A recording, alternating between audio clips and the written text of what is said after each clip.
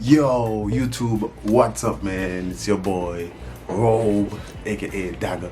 So, I had the opportunity to battle Wyclef Jean one time. And it's weird what happened. So, I want to tell this story, and it kind of aligns with exactly the message that I'm going to try to bring in this video. All right, let's talk about it. Every artist have a story, whether you're the smallest artist or the biggest artist. What will define you is your preparation. The great Nipsey Hussle once said, luck is just being prepared at all times, so when the door opens, you're ready. This is my journey. You think I'm playing?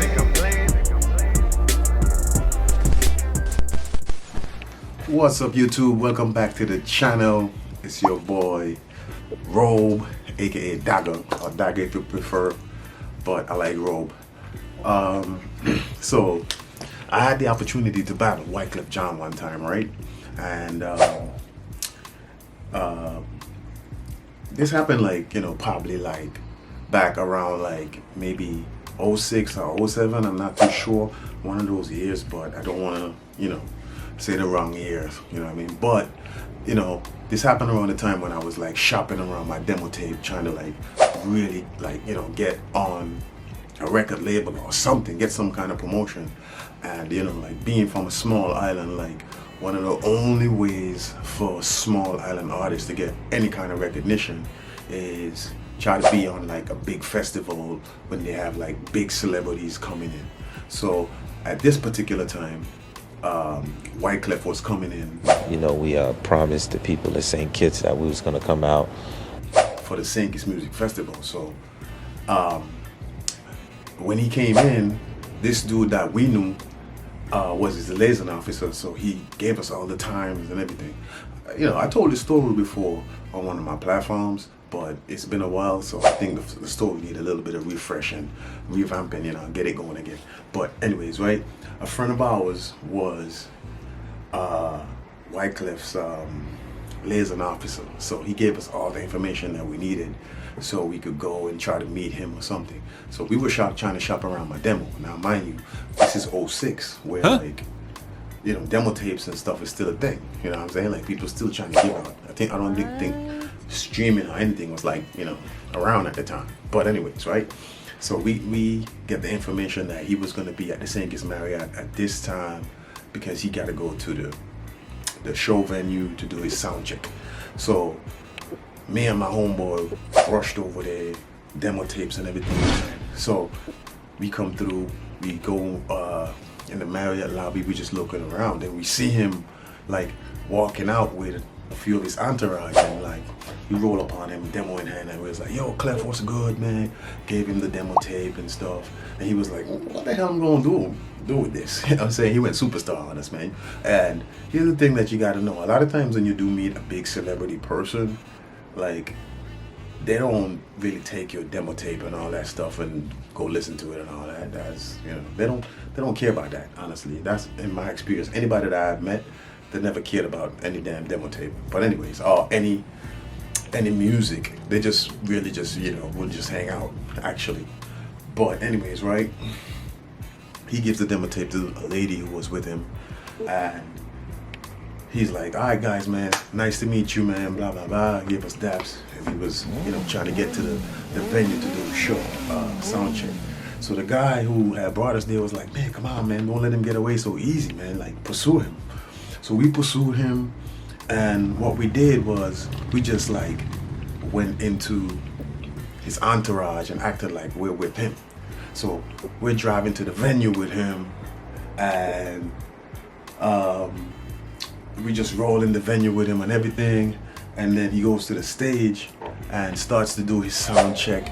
And he's the type of guy that likes to run a lot of dub plates. He likes to get dub plates from any and anybody, like anybody famous. He would be like, damn, you got a dub plate from that person? So he's running his dub plates and stuff. Anyway, a dub plate is a shout out, when somebody shouts you out in maybe their biggest song and turn it into a specific shout out for you, a DJ or an artist, whatever. But anyway, right, he's on the stage spinning his records and doing all types of stuff. And then he puts on a beat and he's like, yeah, man, like, this is the hottest beat right now in New York. And that beat was the Damian Marley song, Welcome to Jamrock. Yeah, Welcome to Jamrock, I remember. It was Welcome to Jamrock at the time. That was the biggest song in New York at the time, mind you. Like, you could look this up. But anyways, right? He started playing that beat, and then he calls out a homeboy of mine that I knew. The man Ashkenaz, shout out Ashkenaz. He's like a fiery reggae singer. Like, you know, kind of reminds me of like Caperton and Sizzler and those guys. But yeah, he calls out Ashkenaz, right? Because he had met Ashkenaz before, like somewhere else.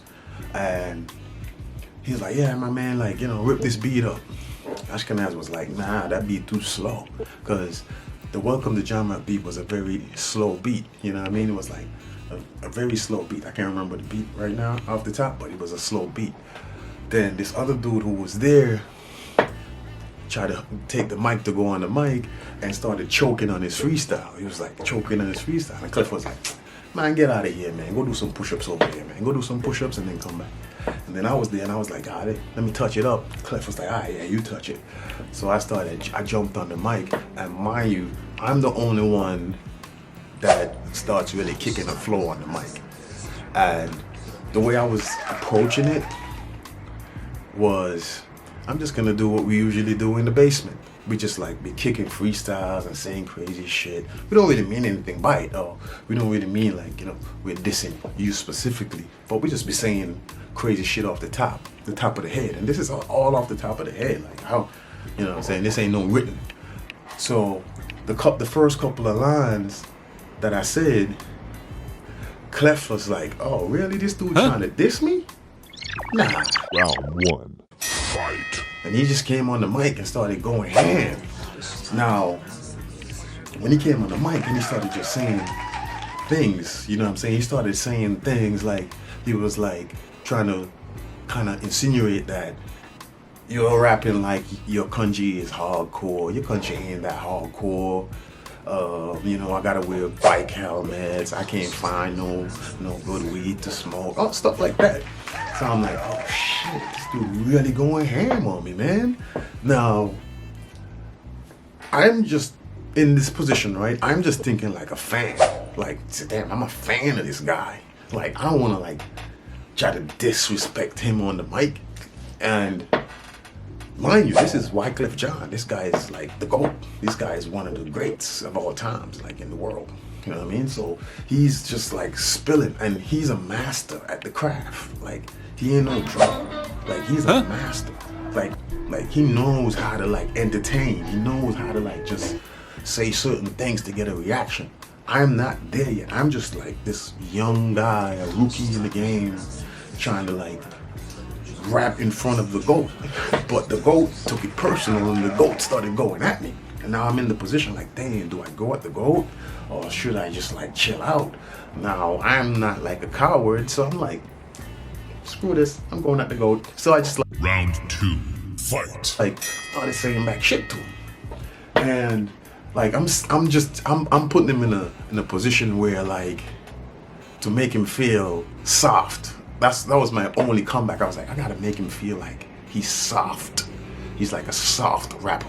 So I was like, oh yeah, you know what I'm saying? Like, you're not gonna find no good weed because you're staying at the Marriott. You never came to the hood, and like stuff like that. Like, you know, and then he just came back with the big baller status kind of rapping. You know what I'm saying? I'm staying at the Marriott because I'm the Haitian P. Diddy, like, you know.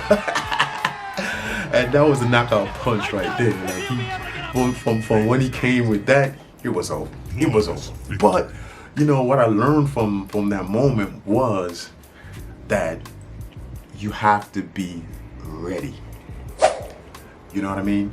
Like, a lot of people talk about how they want this and how they want that and how they want to, you know what I'm saying, they want to be here, there, and what.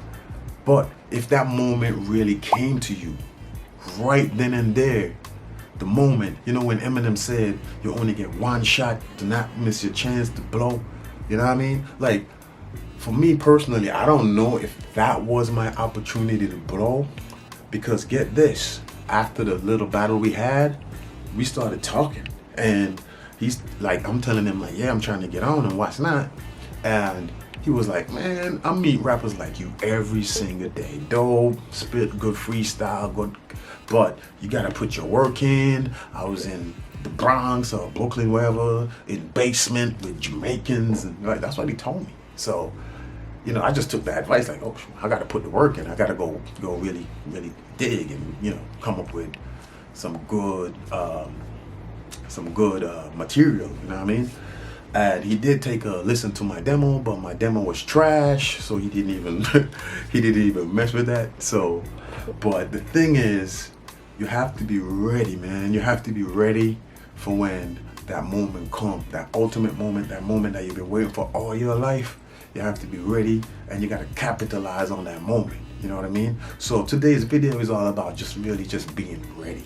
Like, be ready, because when that moment come, that moment ain't going to like give you a pass for not being ready, and you could be losing out on that one shot that you had at whatever it is that you're trying to do. All right, man. So that's a story about battling Wyclef Jean. Shout out to the God Wyclef Jean, man. He's dope. And don't forget to like, subscribe, share, because you know that really helps the algorithm. It's your boy Robe, aka Dagger, and we out. Peace.